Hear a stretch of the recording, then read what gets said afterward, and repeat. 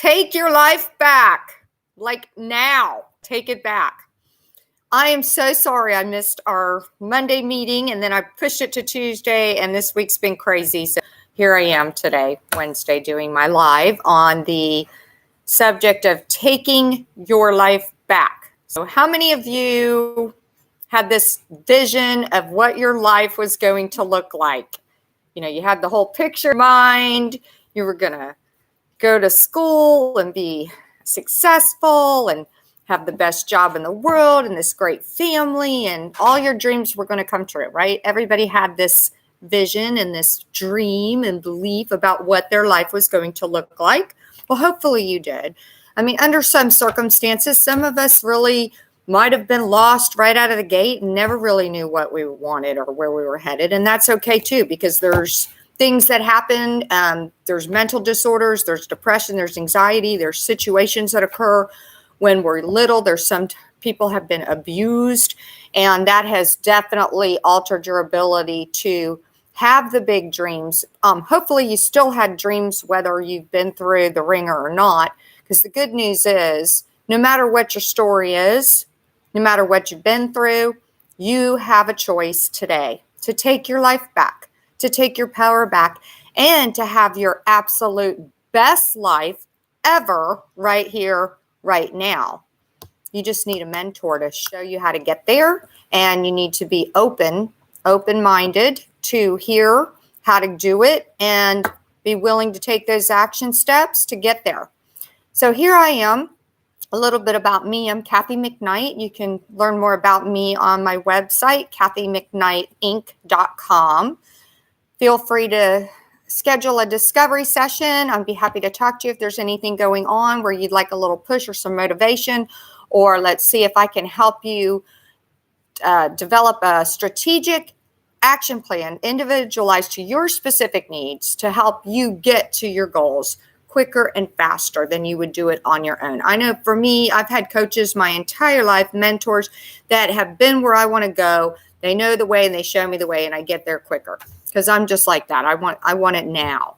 I want to get the most out of my life right now. And even though addiction bit me in the butt, knocked me on my booty, kicked me in the stomach, stabbed me in the back, whatever, I refuse to let that define me. That does not define who I am. And neither does it define you. You have a choice. It's all about how you choose to overcome adversity and perceive things in life. So the main thing is that you have to be willing to change, because obviously if we stay the same, nothing changes if nothing changes. So it's up to us to grow, to chase personal development, to let go of the past, to change the way we think, to change our attitude. And by having the right coach, which is me, I'm the one for you. Schedule your discovery session. Feel free to check out my blog, and please subscribe to my YouTube channel. You can also learn more about me on LinkedIn under Kathy McKnight, or Facebook, Kathy McKnight. And I'm here to help you conquer your goals and be your happiest, healthiest version of yourself right here, right now, because life is too short to wait. So the time is now, and you deserve that. But you have to believe in yourself. And sometimes it takes letting someone else believe in you before you can get to where it really sinks in that you really do believe in yourself. And that's okay. There was a time in my life where I didn't believe in anything. I was hopeless. I was broken. I was lost. I was wounded. I was full of anger, full of resentment. Addiction kicked my butt, and I couldn't accept that. I wanted to overcome and be more powerful than the disease of alcoholism and addiction, and I was not. And I'm stubborn, and I had to learn the hard way how to surrender. But the good news is I decided to surrender. You know, sometimes we can be stubborn and keep challenging a losing battle, thinking that that's the way we're supposed to do it, not give up, keep getting up. But that's true. You don't give up on yourself, but you don't continue to fight it the same way you've always fought it. You have to change your strategy. You have to change the way you live. You have to change the way that you fight for your life. And by surrendering, it's empowering, and you will get your life back. You can get your power back, and you take yourself to higher levels. You don't just settle for mediocre. You go for everything. Go for all your dreams and make them happen. And if it works for one person, it'll work for every person.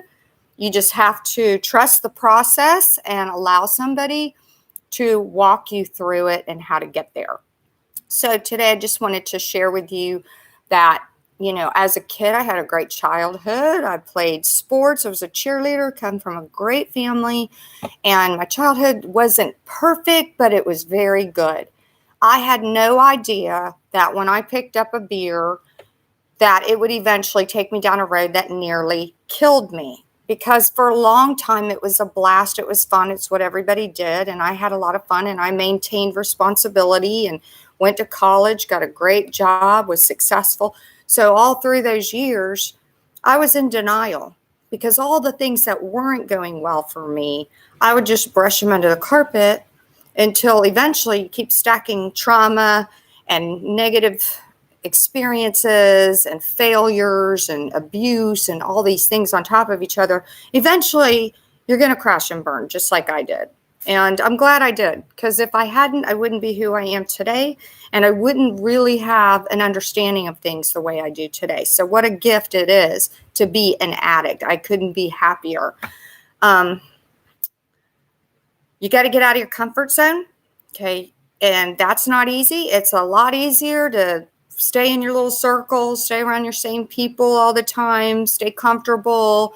But let's face it, nothing's going to change if that's what you do. So you have to get comfortable being uncomfortable. And that requires you to push and feel yucky and want to run and want to give up, but you can't. And you just have to be committed.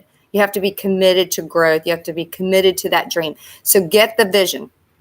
Get the vision of what you want. Know who you are, what you want, how you want it, where you want it, and what it's going to take to get it. So you have to write your little plan out.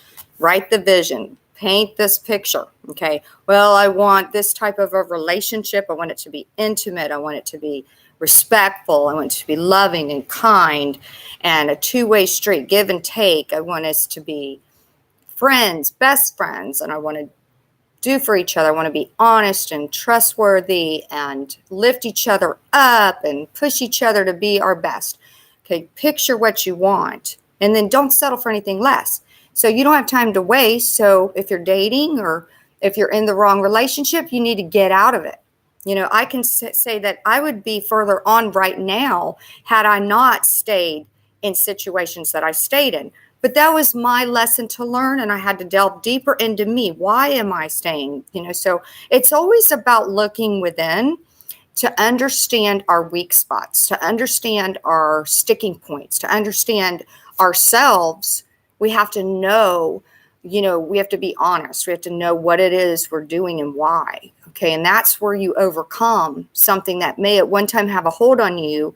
You can release it and step over it and squash it and toss it, be done with it once you see it, once you are honest about it, once you understand it. That's when you can change it. So if you're using or drinking or gambling or running around having sex with everybody or eating the whole kitchen up, you're not going to be able to see your truth. So the first thing you have to do is put down the vice. You have to put it down because it's clouding your judgment. It's creating a vicious cycle of negativity in your life. It's creating insanity in your life. So you have to put down the thing, the addiction that is costing you mentally, physically, emotionally, financially, every way, intellectually. It's costing you a fortune. You've got to put it down. And in order to put that down, you have to make changes. You can't keep doing what you've always done and just do it on willpower or self-reliance or self-knowledge, because trust me, I tried that. I went to therapy to understand, why are my relationships all the same? Everything in my life was great. Had a great family, great friends, great job, but I kept having the same relationship over and over and over and over. And for one, never realizing I'm my problem. Okay. Obviously, I had work to do on myself, or I never would have repeated that story for years. That's okay. That's my story. I can embrace it today. I'm so grateful that I learned what to do. I learned how to look at myself. I learned how to see that it was me, because all those years I was pointing at every single person that I dated. I was blaming. I was trying to fix whatever I thought was wrong with them, when all along, all I had to do was fix me. So the sooner you understand that you're the problem, the faster you'll grow, the better you'll be. It's very easy to be the victim. I did it for years. Okay. I was totally in the blame game because you know what? My picker was broken. Okay. I wanted a certain relationship. I had the vision. I had the idea. I knew what I wanted. But when it wasn't going the way I wanted it to go, when it wasn't working the way I wanted it to work, I can only do so much from where I sit. Okay. But if someone's not doing their part, and then I'm trying to change that, and I'm getting mad, and I'm fighting a losing battle, and I'm losing myself now, that's on me. That is my fault. Okay. Because technically what I know now is I cannot change, fix, or control anything or anyone other than me. So there are certain things that when those red flags are before you and you're seeing it, you have to walk away. You have to bow out gracefully. Goodbye, good luck, love you, and I pray for you. Okay, because every individual is responsible for themselves. They're responsible for their morals. They're responsible for their values and their choices. And who a person chooses to be is right before your face. So stop giving excuses and stop enabling and stop justifying. But when you're drinking and you're drugging, or you're overeating, or you're gambling, or you're having too much sex with the wrong people, I mean, whatever you're doing, you're bringing nothing but insanity to your life because of the decisions and choices. You can't run around like a loose cannon out of control and expect to have a disciplined, wonderful, healthy, happy life. It just doesn't work like that, because all those vices and all those choices, they bring fear, they bring anxiety, they bring dishonesty, they bring chaos, and they bring anger and resentment and jealousy and just all the 7 deadly sins. But if you're doing the right thing, you're disciplined, you're sacrificing, you're in God's will, your higher power. Without that, you've got nothing. God is everything, or God is nothing. My higher power is Jesus Christ. You're welcome to borrow him, because he is here for every single one of you. I understand there's people out there that does not work. I'm not here to tell anybody who to choose or what to have, but you have to have something, a power greater than you, in order to become strong enough and secure enough to stay disciplined, to stay healthy, to stay doing the next right thing through temptation, to say no when you want to say yes. Okay, on your own shoulders as a human being, you're setting yourself up for disaster if you try to do it all by yourself. With addiction, it's not going to work. But if you want for those dreams and goals to come true, you have to depend on a power greater than yourself. Okay, so for me, during those years when things were going upside down, inside out, and all over the place, I was running the show by myself. I had disconnected from God and Jesus because I was just a mess. I had lost myself. I had back-to-back unhealthy relationships full of lies, dishonesty, cheating, abuse, emotional abuse, mental abuse, sometimes physical abuse. And, a person can only go through so much before they're just defeated. And like I said, I'm very grateful that that's my story, because now I can share the way out with somebody else who is also going to go through this same thing that I've been through. Self-inflicted misery because I was choosing to drink and use drugs and having no idea that I had a problem with them because I did it for so long and skated by without thinking it was bad. When I look back now and realize how much they really interfered with my life and my choices. Today, I don't touch anything, and I am a totally different person. God has completely changed me and given me the ability to take my life back, take my power back, but even more than ever before. Not only am I back to the person I was before all that, but I'm even a bigger, better version of that because I chase growth and I keep asking for more. I want to be happy, joyous, free, and peaceful and content. I want to feel fulfilled. And the way to doing that is to be in God's will. Okay, to do the next thing, to live with high morals and high values and high standards, and to give, to be of service to other people, to help other people. And everything else just comes to you. It's the law of attraction. What you put out, what energy you put out, what you give will come back to you tenfold.